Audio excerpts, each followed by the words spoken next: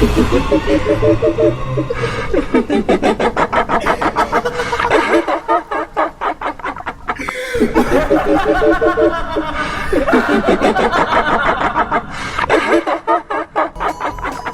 name is Jeff.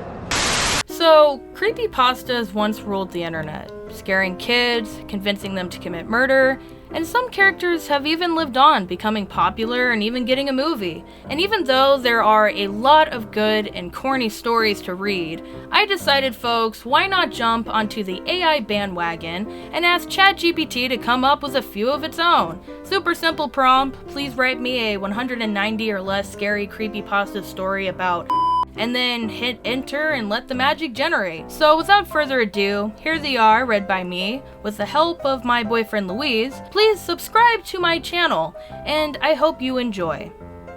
Mark was a die-hard Star Wars fan. One night, while browsing a thrift store, he found a dusty VHS tape labeled Star Wars: The Lost Episode. Excited, he bought it and rushed home to watch it. The episode began like any other, but something was off. The characters seemed darker, and the dialogue was strange. Luke Skywalker's eyes were a haunting shade of red, and Darth Vader's voice was deeper, almost demonic. As Mark watched, the screen shifted to the Millennial Falcon. Han Solo turned to the camera and said, "Welcome, Mark. We've been expecting you." Mark chuckled nervously. That's a weird coincidence, he thought. But then Princess Leia appeared, her eyes void of any emotion. "Join us, Mark. Become one with the Force forever." Suddenly the room grew cold. The TV screen flickered, and Mark felt a strange pull, like he was being sucked into the camera. He tried to turn it off, but the remote wouldn't work. The characters began to crawl out of the TV now, their features twisted and grotesque. Mark screamed, "This can't be real! I just wanted to jerk off to Jabba the Hutt." Just then Yoda appeared, looking more like a gremlin than a wise Jedi. Real it is. Escape you cannot. Oh, dipshit. Panicking, Mark yanked the plug from the wall. The screen went black and the characters vanished. He breathed a sigh of relief. But as he turned around, he saw a lightsaber burn mark on the wall, shaped like a menacing smile. And from the TV, Darth Vader's voice echoed. We'll be back, Mark. May the Force haunt you. Mark threw the VHS tape into the trash, vowing to never watch mysterious tapes again, and throwing out also his lightsaber shaped.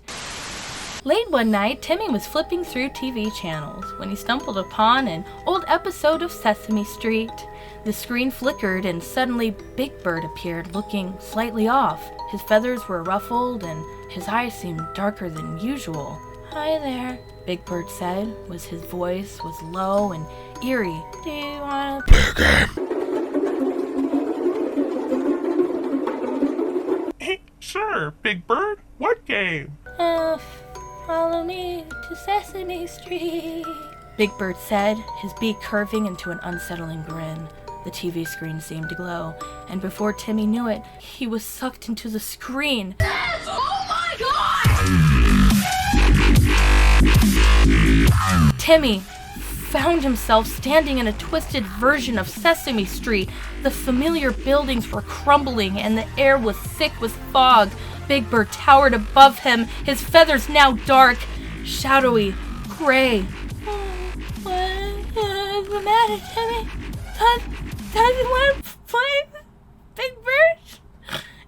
What's the matter, Timmy? Don't you want to play with Big Bird? Big Bird's voice echoed through the street. Timmy tried to run, but every direction led him back to Big Bird. Suddenly, Cookie Monster appeared, chomping on cookies made of bones. Terrified, Timmy shouted, "This isn't fun anymore!" Big Bird laughed, a deep, sinister sound. "You're right, it's not fun, kid. It's educational."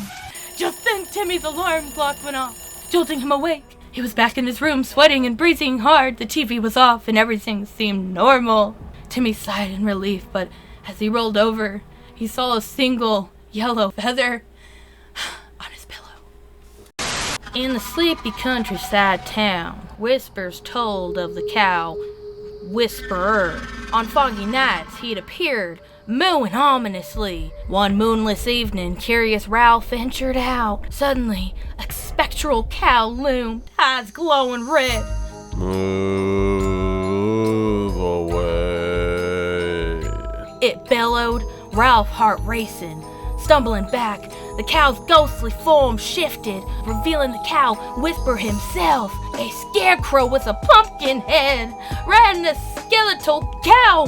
You've grazed your last grass. He cackled. Ralph sprinted home, only to find a cow pie on his doorstep the next morn. No one dared venture out at night again, for fear of the mooing menace.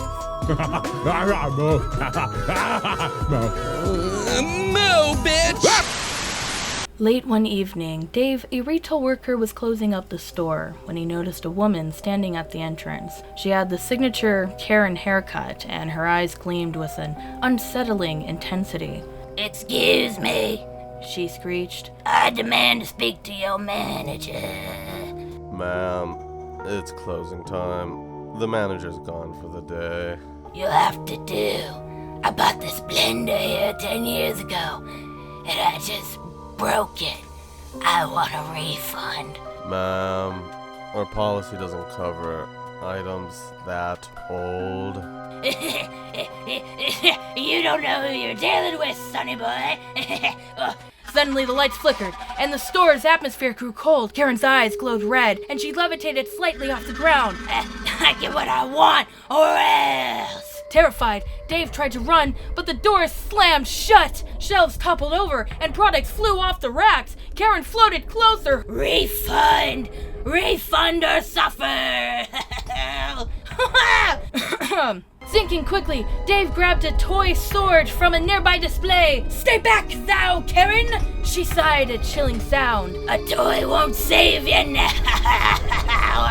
Desperate, Dave hit the emergency alarm, and a blaring siren filled the store. Karen shrieked, "I'll be back!" and vanished in a puff of smoke, leaving behind a burnt-out blender and a faint smell of hairspray. The next day, Dave told his manager about the encounter. They laughed it off, but as Dave walked away, he found a note in his pocket. "I'll be back, Karen."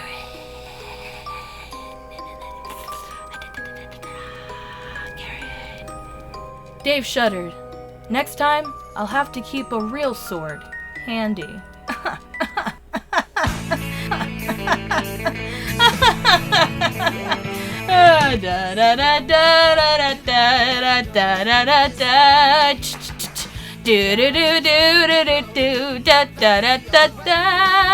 Hope you guys had a fun time with this video. Remember, like and subscribe. It would help me out a lot. So let's try to grow the channel to 200 subscribers.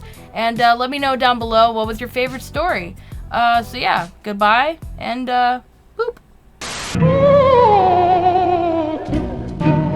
Popcorn.